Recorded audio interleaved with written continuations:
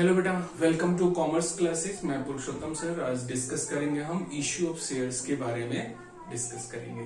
काफी important chapter है ये, इससे न्यूमेरिकल आता ही आता है आपको।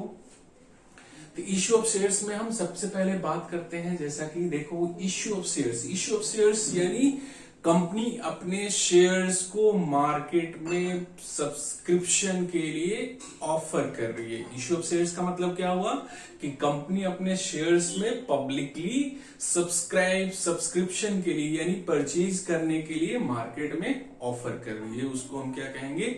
Issue of shares. पिछले वीडियो में मैंने क्या बताया था कि कंपनी के केस में कैपिटल का मतलब शेयर कैपिटल, अपने कैपिटल को स्मॉल यूनिट्स में डिवाइड कर दिया जाता है। कंपनी के केस में कैपिटल को स्मॉल यूनिट्स में डिवाइड कर दिया जाता है और उन स्मॉल यूनिट्स को ही शेयर्स कहते हैं। और शेयर्स को सब्सक्राइब करके परचेज करके जो भी पैसा कंपनी के पास आता है वो एक तरह से कैपिटल होगा। और जो लोग भी शेयर्स खरीदते हैं, शेयर्स को सब्सक्राइब करते हैं, उनको शेयर होल्डर्स या मेंबर्स कहा जाएगा और वो लोग कंपनी के लिए ओनर होंगे। तब बात करते हैं कि कंपनी जब शेयर्स इश्यू करती है तो उस शेयर्स इश्यू को अकाउंटिंग कैसे करेंगे हम। तो यहाँ बेसिकली हम बात करने जा रहे हैं कि अकाउंटिंग कैसे करना है। कंपनी जब शेयर इश्यू करेगी तो उसका अकाउंटिंग कैसे होगा। कुछ बेसिक चीजें डिस्कस करते हैं। सबसे पहले तो देखो, जब शेयर्स इश्यू होगा तो या तो कैश के लिए हो सकता है या for consideration other than cash हो सकता है। कैश के लिए शेयर इश्यू करने का मतलब कि कंपनी ने शेयर इश्यू किया, बदले में उसको पेमेंट मिल गया। पेमेंट जो भी डीडी चेक जैसे भी मिले वो कंपनी एक न्यू अकाउंट ओपन करती है और जो भी पैसा आएगा शेयर होल्डर से, मेंबर से, थ्रू सब्सक्रिप्शन ऑफ शेयर्स, उसको उस बैंक अकाउंट में डिपॉजिट होता जाएगा। तो फॉर कैश का मतलब कि शेयर्स इश्यू हुआ और बदले में पेमेंट, इन रिटर्न पेमेंट आ गया शेयर होल्डर्स या मेंबर्स से। For consideration other than cash का क्या मतलब हुआ कि कई बार क्या होता है कि कंपनी कोई एसेट्स परचेज करती है या कंपनी कोई दूसरे बिजनेसेस या दूसरे कंपनी को परचेज करती है, तो उस केस में क्या होता है कि कैश में पेमेंट न करके शेयर्स इश्यू कर देती है अपना। तो या कुछ पार्शियल पेमेंट किया जाता है और पार्शियल कंपनी के शेयर्स इश्यू कर दिए जाते हैं। तो फ्री में जब यानी एसेट्स वगैरह के लिए या बिजनेस परचेजेस के लिए जब शेयर इश्यू किया जाता है तो उसको क्या कहेंगे हम? Issue of shares for consideration other than cash. सबसे पहले फर्स्ट वाला हम डिस्कस करते हैं कि issue of shares for cash यानी शेयर्स इश्यू हुआ और पेमेंट आ रहा है कंपनी के पास। अब ये जो शेयर इश्यू होगा या तो ये पार पर हो सकता है या प्रीमियम पर हो सकता है। Issue of shares at par और प्रीमियम, दोनों में क्या डिफरेंस है? देखो बेटा, हर शेयर का एक फेस वैल्यू होता है। फेस वैल्यू या इसका फेस वैल्यू या नॉमिनल वैल्यू भी कहा जा सकता है। इसको नॉमिनल वैल्यू, फेस वैल्यू या नॉमिनल वैल्यू यानी एक्चुअल में शेयर है कितने का, उसकी फेस वैल्यू क्या है। तो जितने शेयर का फेस वैल्यू है, अगर उसी प्राइस के ऊपर उसको इश्यू कर दिया जाए, कहने का मीनिंग कि फेस वैल्यू और इश्यू प्राइस अगर दोनों सेम हो तो उसको हम क्या कहेंगे? Issue of shares at par. Suppose करो कि फेस वैल्यू या नॉमिनल वैल्यू शेयर का 10 रुपए का है और शेयर इश्यू भी किया जा रहा है। इश्यू प्राइस यानी कितने में शेयर इश्यू किया जा रहा है? 10 रुपए में ही किया जा रहा है। तो इसको हम क्या कहेंगे? Issue of shares at par. तो सिंपल सा कॉन्सेप्ट है। Issue of shares at par का मतलब कि जितने का एक्चुअल में शेयर है उसकी फेस वैल्यू जितने की है, सेम प्राइस के ऊपर उसको मार्केट में पब्लिक के सब्सक्रिप्शन के लिए इश्यू किया जा रहा है। तो इश्यू प्राइस और फेस वैल्यू जब सेम हो तो उसको हम क्या कहेंगे? Issue of shares at par. दूसरा क्या है जी? Issue of shares at premium. Issue of shares at premium का मतलब क्या हो गया? सपोज करो कि फेस वैल्यू या नॉमिनल वैल्यू 10 रुपए का है, लेकिन कंपनी क्या करती है कि इसमें कुछ प्रॉफिट चार्ज कर लेती है जिसको हम प्रीमियम कहते हैं। सपोज करो 2 रुपए का प्रॉफिट चार्ज कर लिया कंपनी ने। अब इश्यू प्राइस कितना बन गया? इश्यू प्राइस कितना हो गया आपका? तो 10 + 2 यानी 12 रुपीज का ये इश्यू प्राइस हो गया। तो कहने का मीनिंग कि जितने का शेयर है उससे एक्सेस प्राइस में अगर शेयर इश्यू होता है, प्रॉफिट चार्ज करके कंपनी अगर शेयर इश्यू करती है, प्रीमियम चार्ज करती है, तो उसको क्या कहेंगे? Issue of shares at premium. तो यहां पर देखो फेस वैल्यू अलग होगा, इश्यू प्राइस अलग होगा। क्यों? क्योंकि फेस वैल्यू में प्रीमियम का अमाउंट इंक्लूडेड होगा, तो इसको कहेंगे issue of shares at premium. तो दोनों ही कॉन्सेप्ट हम आज डिस्कस करने जा रहे हैं कि इश्यू ऑफ शेयर्स जब होगा तो पार पर होगा तो उसकी एंट्रीज हमने कैसे करनी है, प्रीमियम पर होगा तो उसकी एंट्रीज कैसे करेंगे, सारा मैं डिस्कस करता हूं। एक चीज और समझ लो कि जो इश्यू प्राइस है, यानी कंपनी ने शेयर इश्यू किया और जो भी जिस प्राइस के ऊपर भी इश्यू किया, चाहे वो पार वैल्यू के ऊपर इश्यू किया हो या प्रीमियम के ऊपर किया है, वो इश्यू प्राइस क्या होगा, पेएबल होगा शेयर होल्डर्स के थ्रू। यानी शेयर होल्डर्स मेंबर्स जो लोग भी शेयर्स को सब्सक्राइब करते हैं, शेयर्स को परचेज करते हैं, उन्होंने क्या करना है, कंपनी को पेमेंट करना है। तो जो भी इश्यू प्राइस होगा या तो वो लमसम में पेमेंट हो सकता है या इंस्टॉलमेंट में पेमेंट हो सकता है। यानी पूरा का पूरा, अगर कंपनी अपने शेयर का पूरा अमाउंट अगर एक साथ ही डिमांड कर लेती है तो ऑब्वियसली उसको लमसम यानी एक बार में पेमेंट करना पड़ेगा। कई बार कंपनी इंस्टॉलमेंट्स में डिमांड करती है। इंस्टॉलमेंट्स में डिमांड करने का क्या मतलब हुआ कि सबसे पहले कंपनी क्या करती है जी, प्रोस्पेक्टस इश्यू करेगी। प्रोस्पेक्टस एक तरह से क्या होता है, तो सारे रूल रेगुलेशन टर्म कंडीशंस होते हैं जिसके थ्रू गाइडलाइंस होता है, जिसके बेसिस पर शेयर्स इश्यू किया जाता है। और इस प्रोस्पेक्टस के साथ ही एप्लीकेशन फॉर्म होगा। इस एप्लीकेशन फॉर्म को फिल करके और इसके साथ एप्लीकेशन मनी हमें लगाना होता है। तो एप्लीकेशन मनी के लिए चेक या डीडी लगा के आपको कंपनी के पास भेजना होता है। तो क्या हो गया, फर्स्ट ये इंस्टॉलमेंट्स का तरीका हो गया कि कंपनी क्या करती है, सबसे पहले एप्लीकेशन मांगती है, एप्लीकेशन मंगाती है शेयर्स को सब्सक्राइब करने के लिए पब्लिक से। तो एप्लीकेशन आया, एप्लीकेशन के साथ कुछ एप्लीकेशन मनी भी आ गया। तो एक इंस्टॉलमेंट क्या हो गया जी, एप्लीकेशन मनी के रूप में कंपनी के पास आ गया। एप्लीकेशन मनी का कॉन्सेप्ट क्या है जी, अब एप्लीकेशन मनी कितना होना चाहिए, तो इसके लिए कंपनीज एक्ट 2013 में कहा जाता है कि मिनिमम 5% एप्लीकेशन मनी होना चाहिए। यानी जो भी शेयर का फेस वैल्यू हो उसका मिनिमम 5% तो एप्लीकेशन मनी होना ही चाहिए। बट सेबी का गाइडलाइंस क्या कहता है कि एटलीस्ट मिनिमम 25% होना चाहिए। यानी ध्यान रखो कि जो अब जब एप्लीकेशन किया जाता है शेयर को सब्सक्राइब करने के लिए, शेयर्स को परचेज करने के लिए, तो उसमें सबसे पहले क्या होगा, एप्लीकेशन मनी देना पड़ेगा। और एप्लीकेशन मनी कितना होना चाहिए, तो इसके रिगार्डिंग हमारा section 39(2) of the companies act 2013 है। उसमें क्या कहा गया है कि minimum application money should be 5% of the nominal और face value of the shares. यानी जो भी फेस वैल्यू या नॉमिनल वैल्यू है शेयर का, उसका 5% तो एप्लीकेशन मनी होना ही चाहिए। लेकिन सेबी क्या कहता है जी, तो सेबी के according minimum application money 25% of the nominal issue price होना चाहिए। इश्यू प्राइस देखो, अब फेस वैल्यू या नॉमिनल वैल्यू तो अलग है, एक्चुअल शेयर का प्राइस हो गया, लेकिन इश्यू प्राइस आपका फेस वैल्यू से अलग हो सकता है। तो कंपनीज एक्ट में ये कहा गया कि 5% ऑफ द फेस वैल्यू होना चाहिए। जो भी शेयर का फेस वैल्यू है उसका 5% एप्लीकेशन मनी मिनिमम होना चाहिए। लेकिन सेबी क्या कहता है कि ये जो इश्यू प्राइस है, इश्यू प्राइस फेस वैल्यू के इक्वल भी हो सकता है या प्रीमियम पर जब इश्यू हो रहा है तो उससे ज्यादा भी हो सकता है। तो इस इश्यू प्राइस का 25% होना चाहिए। तो हमने क्या देखा कि दो कंडीशन हो गया कि एप्लीकेशन मनी, यानी एप्लीकेशन के साथ जो एप्लीकेशन मनी कंपनी के पास आएगा वो कितना होना चाहिए। तो कंपनीज एक्ट के अकॉर्डिंग 5% ऑफ फेस वैल्यू, 5% ये कंपनीज एक्ट के अकॉर्डिंग हो गया, कंपनीज एक्ट 2013।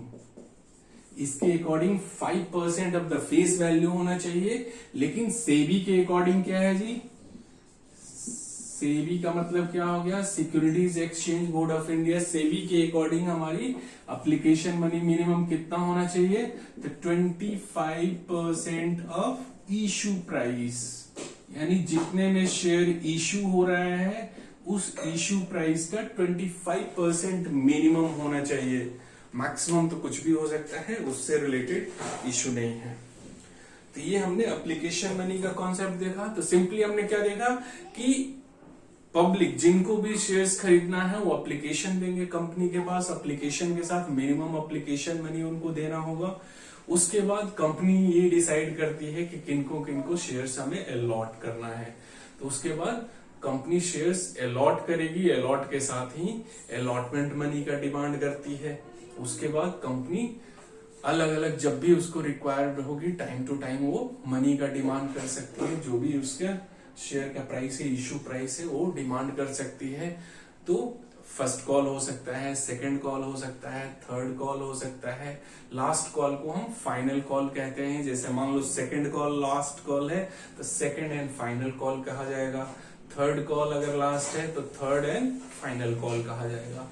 तो इस तरह से ये तरीका हो गया कि यानी एप्लीकेशन मनी के रूप में पैसा ले लिया कंपनी ने, एप्लीकेशन मनी ले लिया, फिर अलॉटमेंट करते समय अलॉटमेंट मनी के रूप में कंपनी ने पैसा ले लिया, फिर फर्स्ट कॉल कर रही है तो फर्स्ट कॉल के रूप में पैसा ले लिया, सेकंड कॉल हो सकता है, सेकंड ही फाइनल कॉल हो तो क्या होगा, सेकंड एंड फाइनल कॉल हम लिखेंगे, सेकंड एंड फाइनल कॉल। तो ये इंस्टॉलमेंट में पैसा लेने का तरीका हो गया कि जो भी इश्यू प्राइस होगा उसको अपनी रिक्वायरमेंट, अपनी जरूरत के according time to time company demand करती है पैसे की। ठीक है बेटा, क्लियर है। तो ये हमने देखा कि इंस्टॉलमेंट में कैसे पैसा कंपनी ले सकती है। तो एप्लीकेशन के थ्रू, एप्लीकेशन मनी के रूप में, अलॉटमेंट के फॉर्म में, अलॉटमेंट मनी के रूप में, first call, second call, third call, कुछ भी हो सकता है। इसकी अकाउंटिंग कैसे करेंगे, अब अकाउंटिंग की मैं बात करता हूं कि इसकी अकाउंटिंग हमें कैसे करनी है।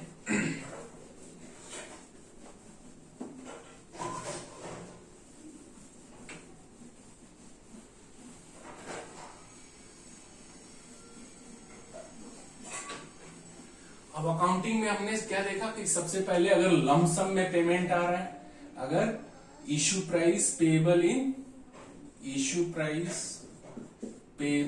लमसम, इशू प्राइस पेएबल इन लमसम, यानी एक साथ ही कंपनी अगर पैसे ले लेती है तो उसकी एंट्री हमने कैसे करनी है। तो जब एक साथ ही पूरा का पूरा पेमेंट जब एक साथ आता है तो एप्लीकेशन और अलॉटमेंट एक साथ ही हो जाता है, अलग अलग उसकी हमने एंट्री करने की जरूरत नहीं है। कैसे एंट्री करेंगे जी, तो देखो पहली एंट्री क्या करोगे, बैंक अकाउंट डेबिटेड, क्योंकि जो भी पैसा आएगा इश्यू ऑफ शेयर्स के थ्रू वो कंपनी के बैंक अकाउंट में डिपॉजिट हो जाता है। तो bank account debited to share application and allotment account. मैंने क्या बोला कि अगर इकट्ठे पैसे आ रहा है, लमसम में पेमेंट आ रहा है कंपनी के पास, तो एप्लीकेशन और अलॉटमेंट दोनों एक साथ हो जाएगा। तो जो भी पैसा आया उसको क्या लिखेंगे, bank account debited to share application and allotment account. एक चीज और ध्यान रखना है कि शेयर्स जो होते हैं दो टाइप के होते हैं, equity shares and preference shares, वो भी डिस्कस करूंगा थ्योरी वाले टॉपिक में, उसको डिस्कस करा दूंगा। तो अगर इक्विटी शेयर्स हैं तो क्या लिखोगे, to equity share application and allotment account. अगर प्रेफरेंस शेयर्स है तो लिखोगे to preference shares application and allotment account. But mind में यही रखो कि जब एक साथ पेमेंट आ रहा है तो एप्लीकेशन और अलॉटमेंट दोनों एक साथ ही आपको लिखना है। तो क्या लिख लोगे, bank account to share application and allotment account. उसके बाद हमने क्या करना है कि इस एप्लीकेशन या अलॉटमेंट के थ्रू जो पैसा आया उसको शेयर कैपिटल में हमें ट्रांसफर करना है। मेन कॉन्सेप्ट है कि शेयर इशू हो रहा है, शेयर इशू के थ्रू जो भी पैसा आ रहा है कंपनी के पास वो किस लिए आ रहा है, तो कंपनी के कैपिटल में कंट्रीब्यूशन के लिए आ रहा है। यानी through the issue of shares share holders और members contributed to the capital of the company. तो इसलिए जो भी ये पैसा है उसको हमने क्या करना है, कंपनी के शेयर कैपिटल अकाउंट में ट्रांसफर करना है। तो दूसरी एंट्री आपने क्या करना है कि शेयर कैपिटल में ट्रांसफर कर देना है। व्हेन द अमाउंट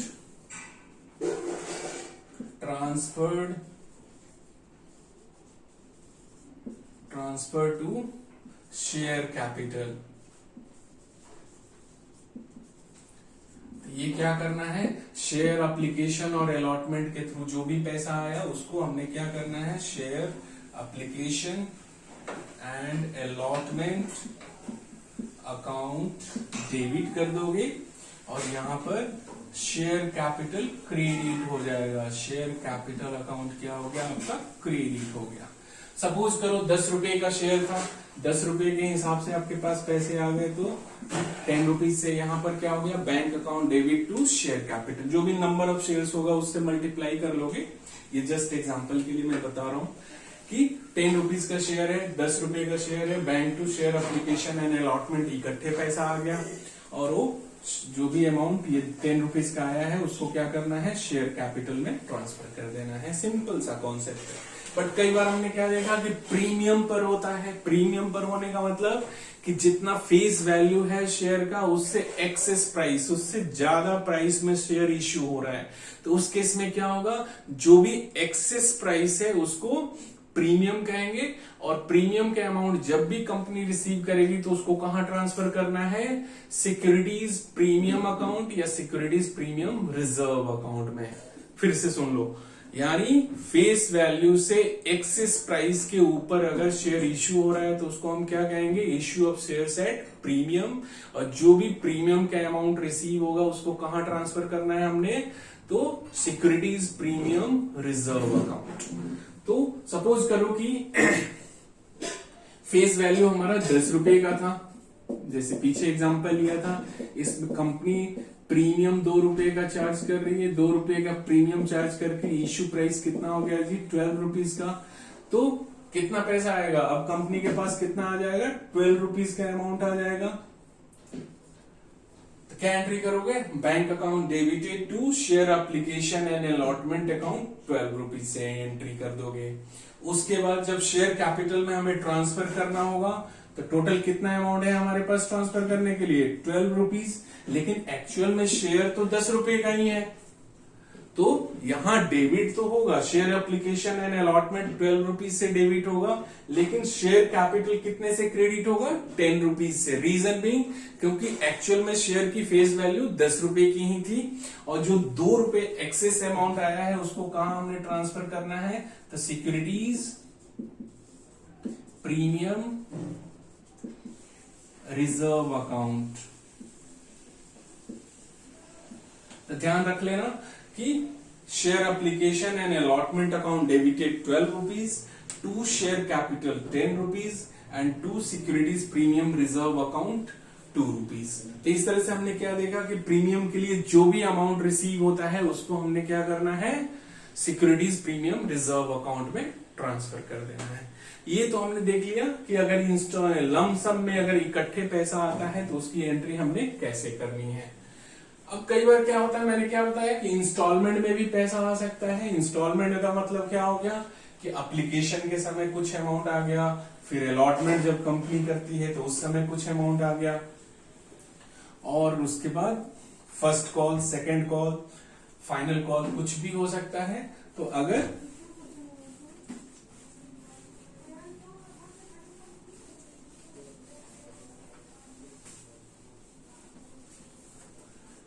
तब बात करते हैं कि इंस्टॉलमेंट में, यानी इश्यू प्राइस, यानी जिस प्राइस के ऊपर भी शेयर इश्यू हो रहा है, पेएबल इन इंस्टॉलमेंट्स, पेएबल इन इंस्टॉलमेंट्स, इश्यू प्राइस पेएबल इन इंस्टॉलमेंट्स। अब इसकी एंट्री कैसे करनी है जी, तो मैंने क्या बताया कि सबसे पहले क्या होगा, एप्लीकेशन मनी रिसीव होगा विद एप्लीकेशन, यानी जब एप्लीकेशन लोगों से मंगाती है कंपनी तो उसमें मिनिमम जो एप्लीकेशन मनी है वो भी भेजना होता है। तो सबसे पहले एप्लीकेशन मनी रिसीव होगा, when application money received with application.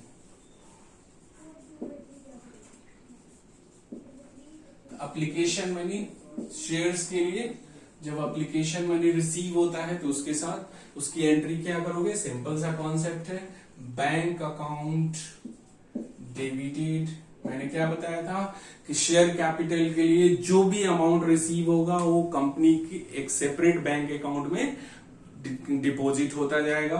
तो क्या एंट्री करनी है, bank account debited to share application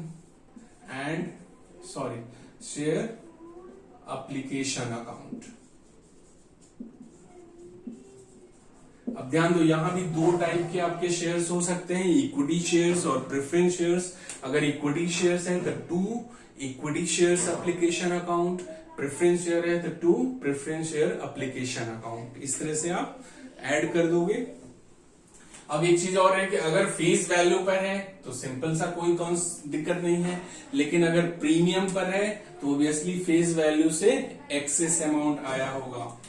तो प्रीमियम के अमाउंट देखो कभी भी रिसीव हो सकता है। प्रीमियम के अमाउंट आपका एप्लीकेशन के साथ भी आ सकता है, अलॉटमेंट के समय भी आ सकता है, फर्स्ट कॉल सेकंड कॉल, कभी भी प्रीमियम ले सकती है कंपनी।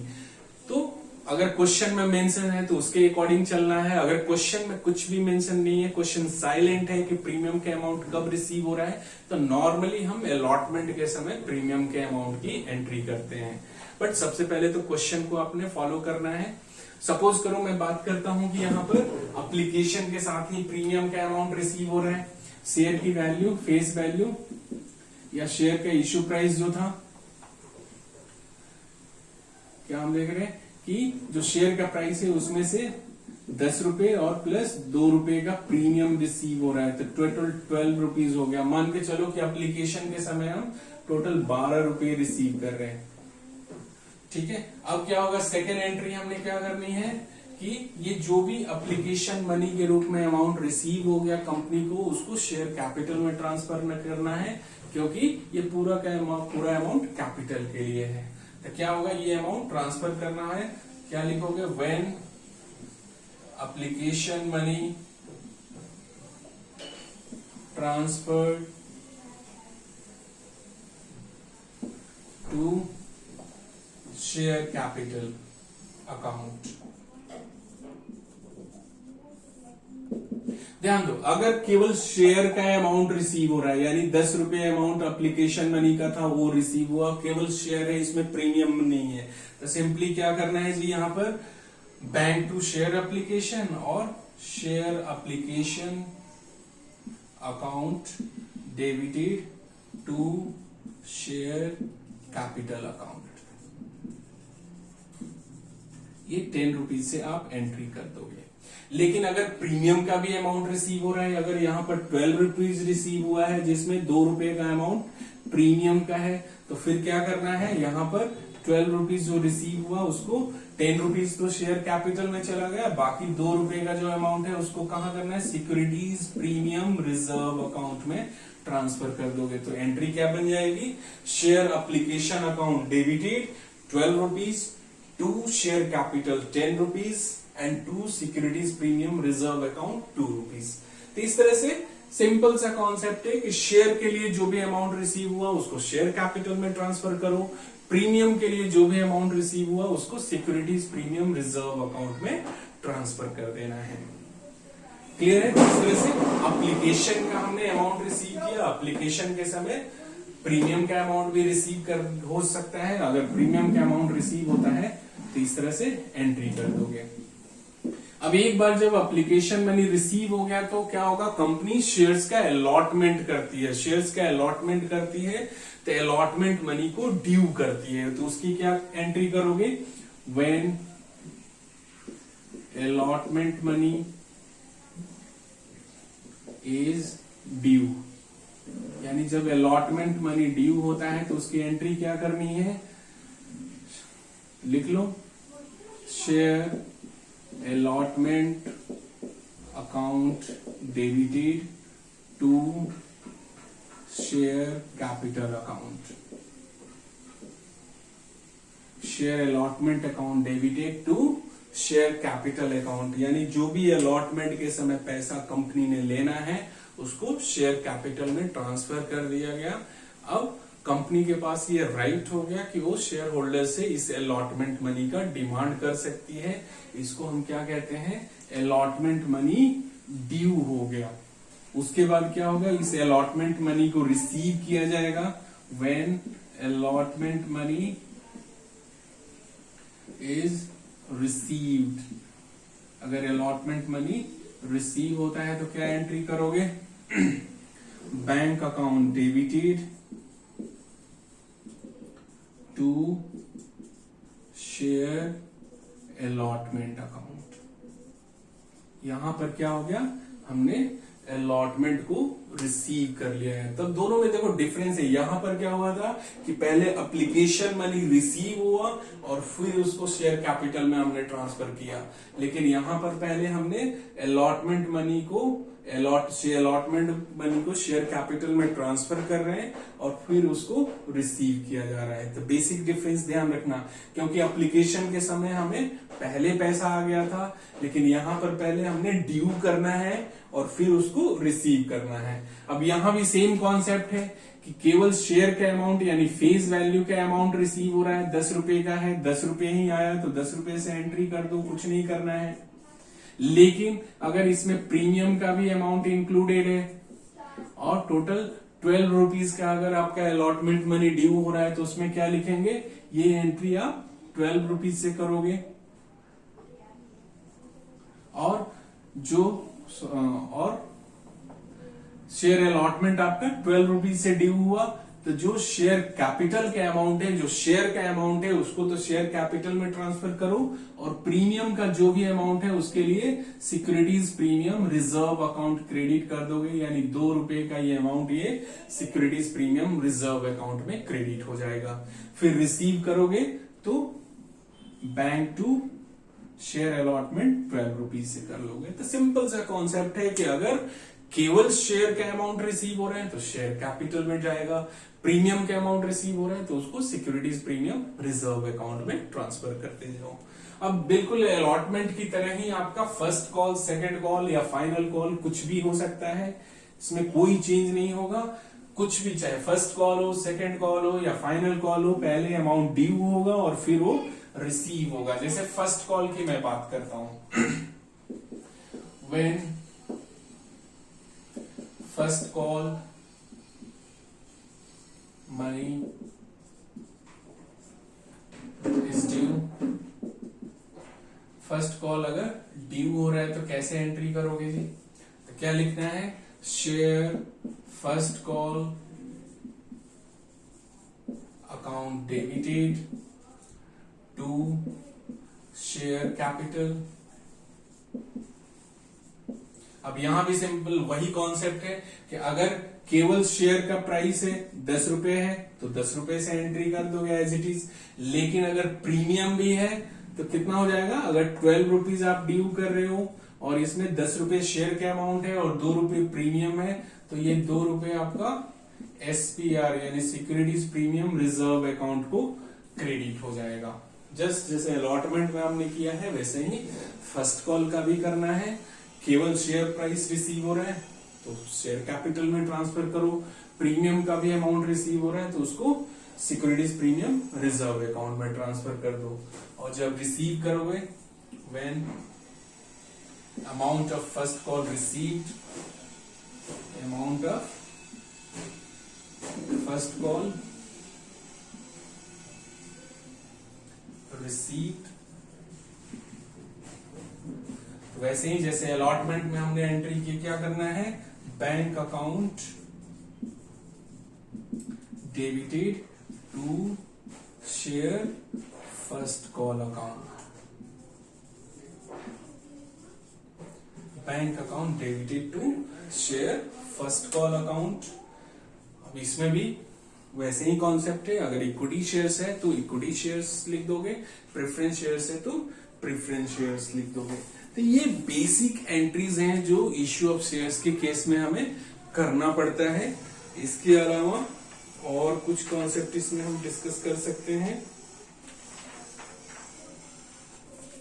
ओवर सब्सक्रिप्शन का कॉन्सेप्ट आ सकता है। ओवर सब्सक्रिप्शन क्या होता है बेटा, देखो अब देखो क्या मैंने क्या बताया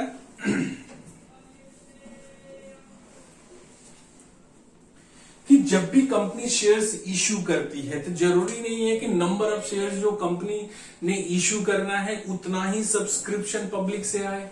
मान लो 10,000 शेयर्स कंपनी ने इश्यू करना है तो हो सकता है कि 10,000 भी सब्सक्रिप्शन आ जाए पब्लिक से, उससे भी ज्यादा के लिए भी एप्लीकेशन आ जाए, 15,000 के लिए भी आ जाए या उससे कम के लिए भी आ जाए। तो अगर जितना कंपनी ने जितने शेयर्स इश्यू करना है उससे अगर एक्सेस एप्लीकेशन मनी आ जाता है तो उसको ओवर सब्सक्रिप्शन कहते हैं। Over subscription.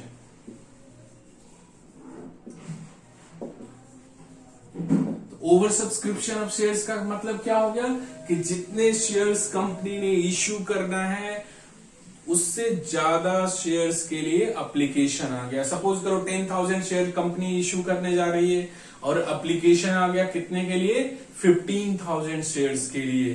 तो जो एक्सेस एप्लीकेशन आ गया उसको क्या करना है, तो ओवर सब्सक्रिप्शन का जब भी केस होगा तो उसमें 2-3 कैटेगरी बन जाता है। क्या कर सकते हैं अब कंपनी के पास ऑप्शन क्या, ओवर सब्सक्रिप्शन तो हो गया, नंबर ऑफ एप्लीकेशंस ज्यादा हो गए, तो अब कंपनी क्या करेगी, तो कई कैटेगरीज बन जाते हैं।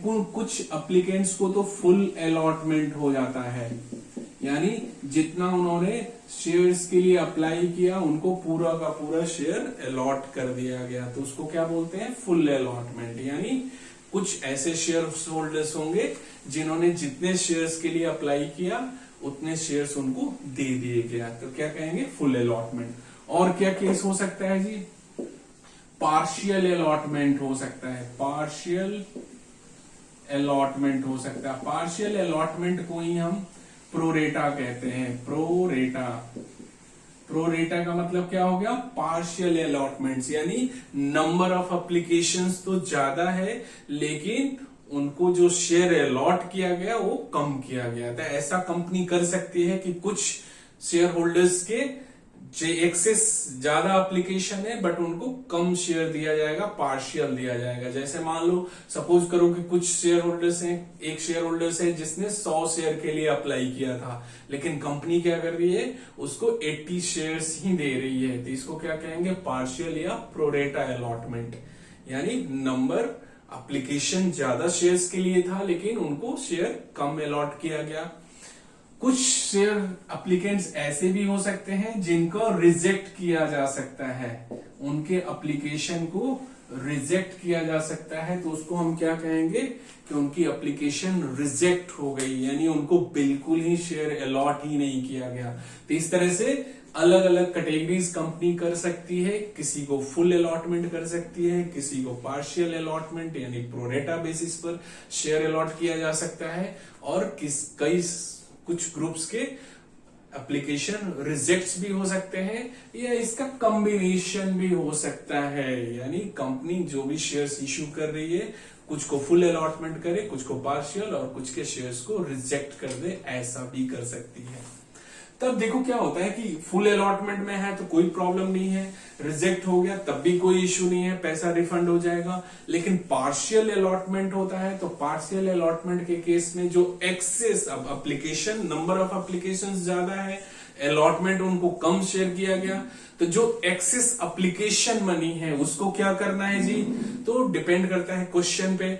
अब नॉर्मली अगर क्वेश्चन में मेंशन है तो उसके अकॉर्डिंग कर चलोगे आप, क्या ऑप्शन है हमारे पास, तो या तो एक्सेस एप्लीकेशन मनी को रिफंड कर दिया जाए, वापस कर दिया जाए, या फिर उसको आगे अलॉटमेंट मनी या फर्स्ट कॉल या सेकंड कॉल मनी जब ड्यू होगा तो उसमें हम एडजस्ट कर सकते हैं। तो अगर क्वेश्चन में मेंशन नहीं है, मेंशन है कि वापस करना है तो ठीक है वापस करो, अदरवाइज जो एक्सेस एप्लीकेशन मनी होगा पार्शियल अलॉटमेंट के केस में उसको आगे हम अलॉटमेंट में या कॉल्स, वेरियस कॉल्स में एडजस्ट कर सकते हैं। तो ये हो गया ओवर सब्सक्रिप्शन का कॉन्सेप्ट। उसी तरह से अंडर सब्सक्रिप्शन हो सकता है, अंडर सब्सक्रिप्शन हो सकता है। अंडर सब्सक्रिप्शन का क्या मतलब हो गया कि कंपनी जितने शेयर्स इशू करने जा रही है उससे कम शेयर के लिए एप्लीकेशन आया, यानी सब्सक्रिप्शन कम हो रहा है। अब इस केस में एक मिनिमम सब्सक्रिप्शन का कॉन्सेप्ट आ जाता है, मिनिमम सब्सक्रिप्शन, यानी ऐसा कुछ है क्या कि मिनिमम सब्सक्रिप्शन का कॉन्सेप्ट क्या है, तो कंपनीज एक्ट 2013 हमें मिनिमम सब्सक्रिप्शन के बारे में कुछ भी नहीं कहता है, उसमें सिंपली इतना ही कहा गया है आप लोग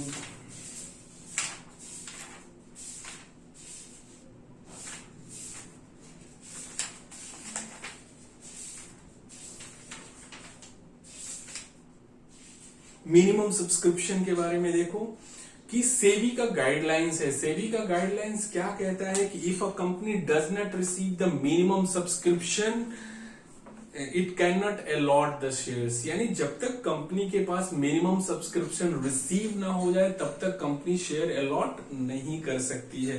तो मिनिमम सब्सक्रिप्शन कितना होना चाहिए, तो ऐसा कुछ भी कंपनीज एक्ट 2013 में हमें कुछ भी मेंशन नहीं है, लेकिन सेबी क्या कहता है कि at least 90% of the shares issued must be subscribed, यानी जितने शेयर्स कंपनी ने इशू करना है उसका 90% तो सब्सक्रिप्शन आ ही जाना चाहिए।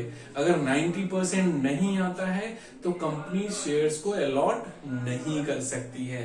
सपोज करो 10,000 शेयर्स कंपनी ने इशू करना है तो उसका 90% यानी 9,000 शेयर्स का सब्सक्रिप्शन होना चाहिए। तो हमने क्या देखा, minimum subscription as per SEBI के अकॉर्डिंग, सेबी के according, securities exchange board of India इसके according at least 90% of issue of shares, 90 जो भी शेयर्स इशू हो रहा है उसका 90% सब्सक्रिप्शन तो होना ही चाहिए। जब तक 90% का सब्सक्रिप्शन नहीं होगा तब तक कंपनी शेयर्स अलॉट नहीं कर सकती है। तो ये बेसिक कॉन्सेप्ट हमारा इश्यू ऑफ शेयर्स से रिलेटेड है। इश्यू ऑफ शेयर्स की बेसिक एंट्रीज हैं, इसके न्यूमेरिकल्स भी कराऊंगा। कुछ और कंसेप्ट रह गए हैं जैसे like calls in arrears, calls in advance and interest on calls in arrears, interest on calls in advance. इसके अलावा issue of shares for consideration other than cash, उसको भी डिस्कस करूंगा। I will try to cover everything. तो आप लोग इस video को सब्सक्राइब कर लो, बेल आइकन हिट कर लो ताकि सारी वीडियोस की नोटिफिकेशन आपको मिलती रहे। और पूरा कवर करने वाला हूं मैं, न्यूमेरिकल्स भी कराऊंगा। तो करते हैं अभी तो इतना ही। Okay, thank you.